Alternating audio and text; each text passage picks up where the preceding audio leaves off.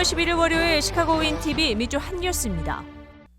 2022년 사회보장연금이 역사상 최대의 인상을 예상하고 있지만 각종 요인으로 인해 이전보다 더 적은 연금을 받을 수 있는 것으로 알려졌습니다.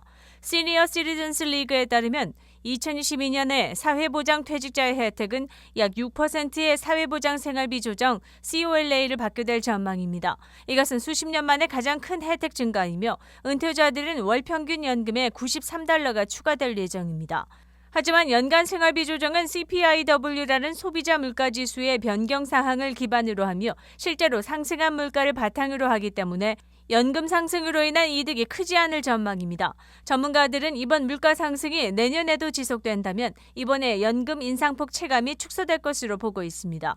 또한 물가 상승을 주도한 인플레이션으로 인해 메디케어 보험료 상승 등 지불해야 될 비용도 상승할 것으로 예상하고 있습니다. 게다가 퇴직자들은 은퇴 전 소득의 약 40%만 사회보장국으로부터 수령하며 상당 부분을 저축에 의존하는 것으로 알려졌습니다. 인플레이션이 진행될 경우 고정된 저축 자금으로 인해 전체적인 월 생활비의 축소를 피할 수 없게 됩니다. 따라서 6%의 생활비 조정은 좋게 보일 수 있지만 이에 연계될 인플레이션 반작용에 대비해야 한다고 전문가들은 조언하고 있습니다.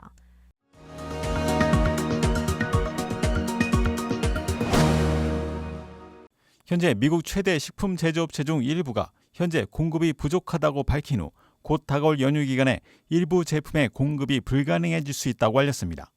언론에 따르면 대부분의 기업들이 노동력과 운송 제약으로 인한 공급망 제한으로 연휴간 공급 부족이 심각해질 것으로 예상했습니다.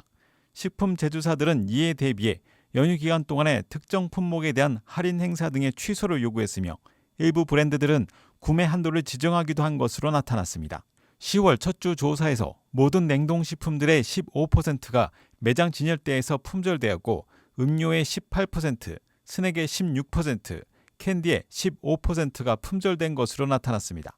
코로나 이전에는 비슷한 시기에 7%에서 10% 정도의 품목들만 품절된 것으로 알려졌습니다.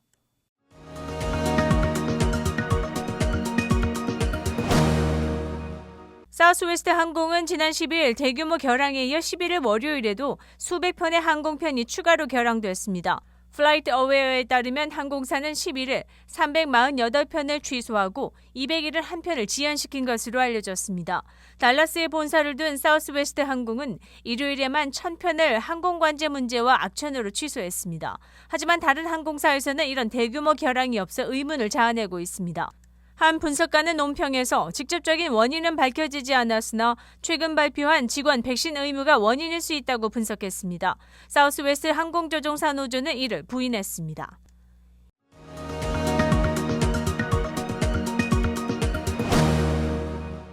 제약회사 머크는 11일 미국 규제기관에 코로나19 치료용 알약을 승인해 줄 것을 요청했습니다. 승인 신청을 받은 미 식품의약국 FDA는 몇 주 내로 결정을 내릴 수 있을 것으로 알려졌으며 승인이 되면 최초의 코로나 치료 알약이 됩니다. 알약 처방은 코로나 입원으로 인해 압박을 받고 있는 미국 병원 시스템의 부활을 덜어줄 수 있을 것으로 예상하고 있습니다. 또한 아직도 미국의 6,800만 명의 백신 접종 대상 인구가 미접종 상태이기 때문에 향후 감염 사태 시 환자 급증 대처에 용이할 것으로 알려졌습니다. 화이자와 또 다른 제약사인 로슈도 이와 유사한 먹는 코로나 치료제를 연구하고 있으며 몇 달 내로 결과를 발표할 예정이라고 알려졌습니다.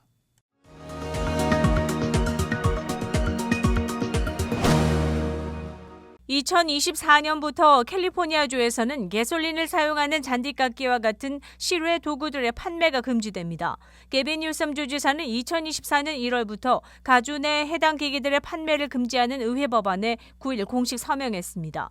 현재 가주 대기자원위원회가 세부 사항을 마련하고 있는데 판매 금지에는 야외에서 사용하는 소형 가솔린 발전기, 잔디깎기, 낙엽 블로워, 고압 세척기, 체인소, 골프카트까지 판매가 금지될 것으로 알려졌습니다. 주정부의 연구에 따르면 낙엽 블로워를 1시간가량 작동할 경우 차량 한 대를 1100마일 운전하는 것과 같은 양의 대기 오염을 발생시킵니다. 현재 가주 내에는 약 1600만 대가량의 해당 기기들이 있으며 이는 차량의 숫자보다 300만 대가량 많은 것으로 집계됐습니다. 새로운 법은 약 5만 개의 소규모 비즈니스에 영향을 미칠 것으로 예상됩니다. 주정부는 전문 조경사와 정원사의 가스 동력 장비 교체 비용을 지원하기 위해 3천만 달러를 배정했지만 충분하지 않은 것으로 알려졌습니다. 전국 조경 전문가 협회에 따르면 배기가 없는 상업용 장비는 가격이 2배 정도 되지만 그 효율은 더 떨어진다며 어려움을 호소했습니다. 캘리포니아 대기자원위원회는 법 세부 작업을 진행 중이며 내년 초에 종료될 예정이라고 밝혔습니다. 게빈 뉴섬 주지사는 또한 2035년부터 판매되는 모든 신차는 탄소 배출이 없는 모델만 가능하게 하는 행정명령에 서명한 바 있습니다.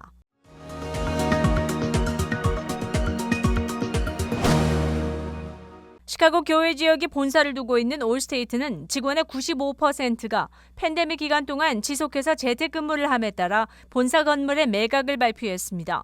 일리노이주의 노스브룩에 54년간 본사 건물을 유지한 보험회사는 팬데믹 재택근무로 인해 8일 매각 계획을 통보했습니다.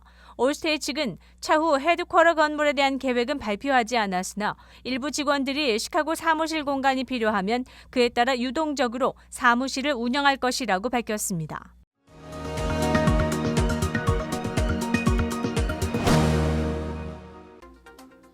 10월 11일 월요일 코로나19 현황입니다. 미 전 지역 신규 확진 24,694명, 신규 사망 517명, 백신 완전 접종률은 56.8%를 나타냈습니다. 일리노이주 신규 확진 2,744명, 신규 사망자 수는 41명이며 백신 완전 접종률은 54.4%를 나타냈습니다. 다음은 어제 기준 각 주의 신규 확진자와 신규 사망자 수입니다.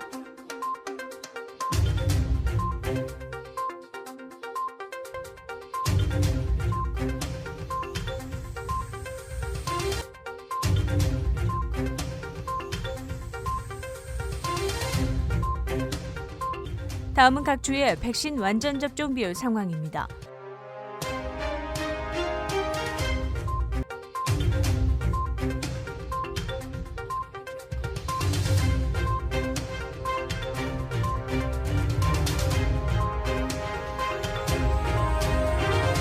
코로나19 관련 자세한 내용은 시카고 토탈닷컴을 통해 다시 볼 수 있습니다. 윈TV 채널 24.5와 MCTV 채널 24.6 방송은 안테나를 이용한 공중파 방송을 통해 시청할 수 있습니다. 코로나19 비상시국 뉴스24에서는 여러분의 제보를 기다립니다. 제보 전화 847-290-8282번입니다.